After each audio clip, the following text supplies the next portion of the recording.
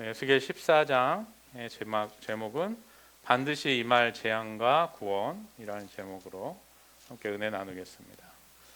오늘 14장에는 첫 번째 이스라엘 장로 두 사람이 에스겔 앞에 나아옵니다. 어떻게 보면 12장에 하나님께서 에스겔에게 예루살렘을 향하여 하나님의 말씀, 예언, 그리고 또 그 내용이 재앙이라 할지라도 이것을 선포하며 또 에스겔이 행하는 행동들을 통하여서 혹시나 이스라엘 사람들이 정말 하나님의 백성이라면 내게로 돌아오지 않겠느냐 하는 하나님의, 여전히 하나님은 늘 그 자녀를 향하여 마지막까지도 끝까지도 회개하고 돌아오기를 소원하시며 은혜 주시며 기회를 주시는 하나님이신 것을 우리 12장을 통해서 보았는데, 마치 그것의 응답이라도 하는 것처럼 비록 많은 수는 아니지만 이스라엘 장로 두 사람이 그래도 에스겔 앞에 나왔습니다.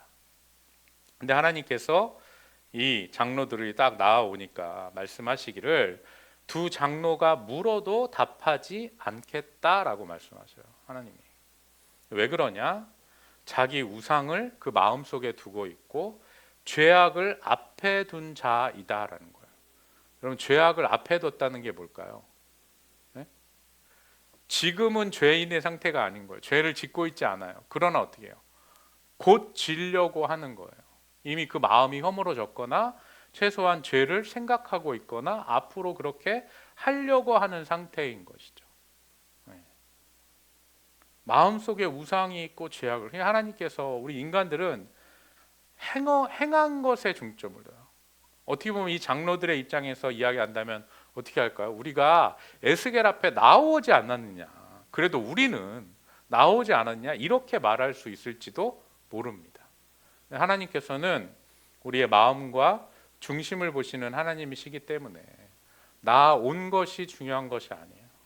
그 나온 장로들의 마음이 어떠하냐가 중요한 것이죠. 근데 그 영혼을 꿰뚫어 보시는 하나님께서 이 장로들은 그 안에 자기 우상이 가득하고 죄악을 앞에 두어 지금은 에스겔 앞에 정결한 척하고 하나님의 음성을 들으려는 듯한 모습으로 그러한 자세로 나아왔지만 어떻게 해요? 앞으로는 죄를 계획하고 있는 그런 자들이라는 거예요. 그래서 하나님께서 이 장로들에게는 아예 답하지 않겠다. 근데 이 장로들만 그런 것이 아니라 이스라엘 족속 전체가 그 마음속에 우상을 두고 있어요.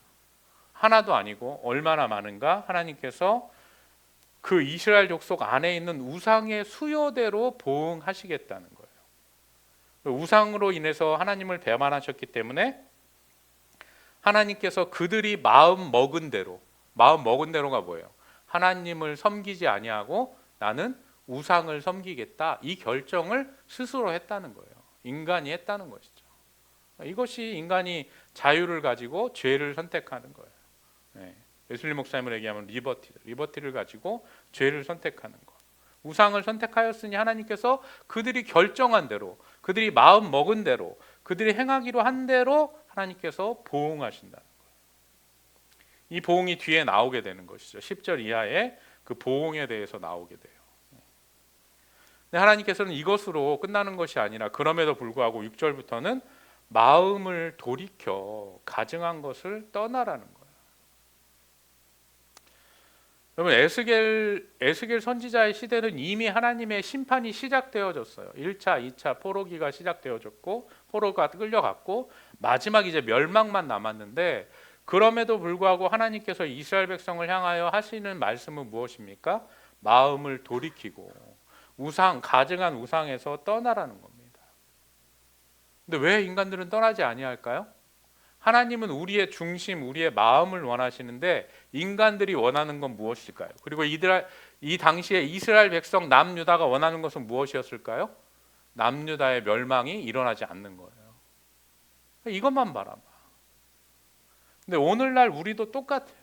하나님은 우리의 심령을 원하셔요. 우리의 영혼이 하나님을 사랑하고 하나님을 기뻐하며 하나님을 향하여 정말 하나님의 사랑에 감사하기를 원하시는데, 우리는 자꾸 이 땅의 것만 바라보며 이 땅의 것이 내 뜻대로 되지 않으셨으니 하나님이 나를 사랑하시지 않는다, 나를 돌아보지 않으신다. 내가 하나님으로부터 멀어졌다. 하나님이 내게 얼굴을 돌리셨다. 이런 식의 말로 자꾸 믿음의 본질을 흐리게 하는 것이 인간의 욕망인 것이죠.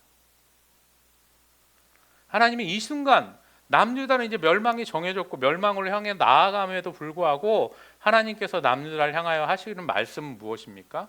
너희들의 마음을 돌이키라는 거예요. 지금으로 얘기하면 영혼을 하나님을 향하라는 거예요. 이 땅의 것, 육신의 것을 향하는 것이 아니라 너희 영혼이 내게로 돌아오라. 뿐만 아니라 이스라엘에 거하는 외국인들, 이 사람들은 하나님의 백성이 되겠다고 남은 자들이에요. 하나님의 백성이 되겠다고 이스라엘을 따르던 자들이죠. 근데 그들 중에서도 하나님을 떠나려고, 여호와를 떠나려고 선지자들을 찾는 자들을 하나님께서 직접 찾아가셔서 심판하심으로 직접 대적하신다. 그들을 직접 대적하셔요. 그리고 하나님이 하나님이신 것을 증거하실 것이요. 또 유혹받아 거짓 선지자들, 우리 지난주에 본 것처럼 이 유혹받은 선지자들도 함께 멸망시키실 것이다. 하나님께서 말씀하고 계십니다. 10절부터 12절까지는 누구든지 사람은 각각 자기의 죄악을 담당한다라는 거예요. 자기의 죄악 때문에 멸망하는 거예요. 자기의 죄악 때문에 심판받는 겁니다. 누구 때문이 아니에요. 핑계할 수 없어요. 탓할 수 없어요. 하나님께서 이렇게 그럼 이스라엘을, 남유다를 심판하시는 이유가 무엇이냐? 이스라엘이 다시는 나를 떠나지 않는 참 백성을 만들게 하기 위함이라는 거예요. 하나님께서 남유다를, 북이스라엘을 이미 심판하셨고 남유다를 심판하시는 이유가 무엇이냐? 하나님을 떠나지 않는 진짜 이스라엘 백성을 만드시려고 이렇게 하신다는 거예요. 대장장이가 철의 불순물을 끊어내려고 불로 달구고 때리고 물에 담갔다가 불로 담그고 풀무질하고 연마하는 것처럼 하나님께서 결국에는 하나님을 배반하지 않는 참 이스라엘을 만드시려고, 그리고 그 하나님이 되시려고. 신명기의 약속이죠. 너희는 내 백성이 되고 나는 너희의 하나님이 되는 그 약속을 이루려고 지금 이렇게 하신다는 거예요.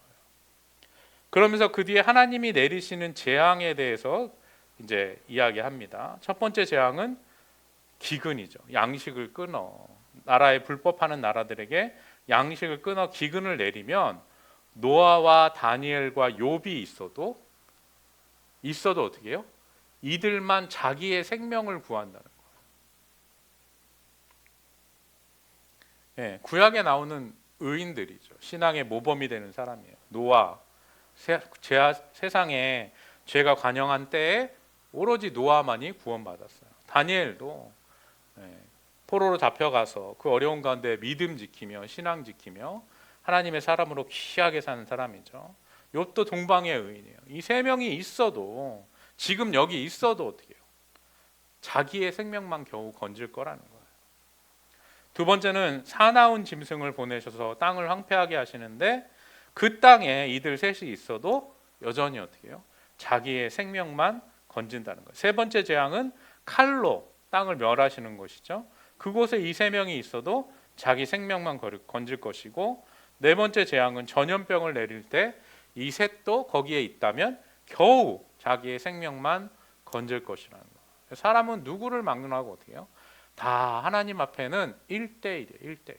하나님과 나 1대1로 서는 것이죠. 누구의 신앙으로 안 돼요. 어머니 아버지의 신앙으로 안 되는 거예요. 내가 하나님과 만나고 하나님의 백성이 되고 하나님과 새로운, 아브라함과 언약을 맺으신 하나님이 이삭과 언약을 맺으셨던 것처럼, 이삭과 언약을 맺으신 하나님이 야곱과 언약을 맺으셨던 것처럼 우리 모두가 개개인이 각자 하나님 앞에 서고 하나님을 만나고 하나님의 자녀가 될 때 우리가 하나님의 예수 그리스도를 통한 구원의 은혜도 만날 수 있게 되는 것이죠. 근데 이스라엘은 어떻게 해요? 이 네 가지 재앙을 한꺼번에 내리시겠다는 거예요. 하나님이 얼마나 이스라엘을 향하여 그 마음이 상하시며 그 백성들을 향하여 분노가 있으시면 네 가지 재앙을 한꺼번에, 하나만 있어도 이 구약의 의인이라고 하는 노아, 다니엘, 욥도 자기의 생명만 간신히 구원하는데 네 가지 재앙이 예루살렘에 내리니 어떻게 피할 수 있겠어요? 네, 그러나 어떻게 해요? 그 가운데 피하는 자녀들이 있어. 이게 아까 말한 다시는 나를 떠나지 않는 하나님의 참 백성이죠. 그 백성이 있다는 거예요, 이스라엘 안에. 그 가운데 피하는 자녀들이 있어. 이들로 너희가 지금 이미 포로로 잡혀간 자들이 위로를 얻을 것이다 라는 겁니다. 또 그들의 행동과 소행으로 위로를 받고, 이 무슨 말이에요? 마지막 심판 가운데서 피해서 나오는 자녀들이 진짜 하나님의 자녀들이 있는데 그들의 행동을 보고 예루살렘이 왜 멸망당했는지 알겠다.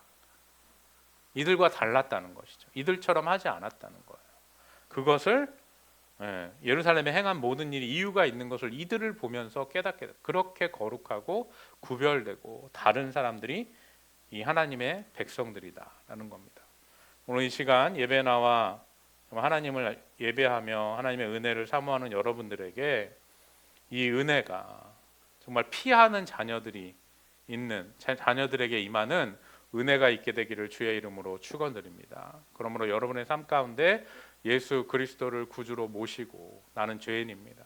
예수 그리스도만이 나의 구원자이십니다. 내가 예수님의 뜻을 따라 살기를 원합니다. 여러분의 삶 가운데 예수님을 생각하며 성령님의 인도하심을 따라 살으셔서 정말 피하는 자녀, 하나님의 날개 아래, 은혜 아래, 예수 그리스도의 십자가의 그늘 아래 피하시는 참된 구원을 만나는 복된 여러분들이 되기를 주의 이름으로 축원드립니다.